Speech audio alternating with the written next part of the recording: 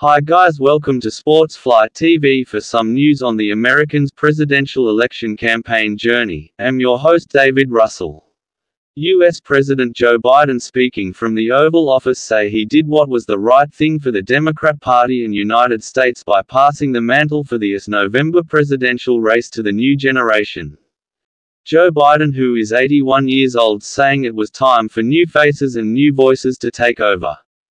On Sunday afternoon, President Joe Biden announced he was withdrawing from U.S. presidential election race and endorsed his Vice President Kamala Harris.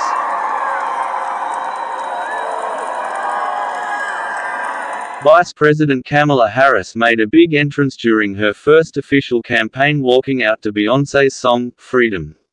U.S. Vice President Kamala Harris has gone on the offensive against Donald Trump in the first rally of her White House campaign.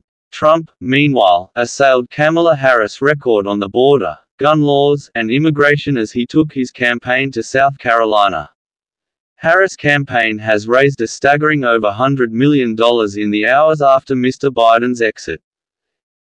Meanwhile, Thalasendrapuram village, which is around 300 kilometers from Chennai. Back in Thalasendrapuram, villagers are welcoming the announcement of Kamala Harris' candidature, as she has a history growing up in the village living with her mother and sister. I know Donald Trump's type. And in this campaign, I will proudly put my record against his.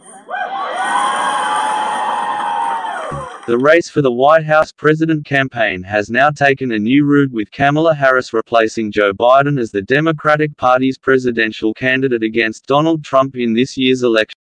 The question is, how will she fare against Trump in November? Keep it locked to Sports Flight for more covering of the 2024 USA presidential elections campaign journey. Thanks for watching. I'm David Russell for Sports Flight. America has tried these failed economic policies before, but we are not going back. We are not going back. Not going back. We're not going back. We are not going back.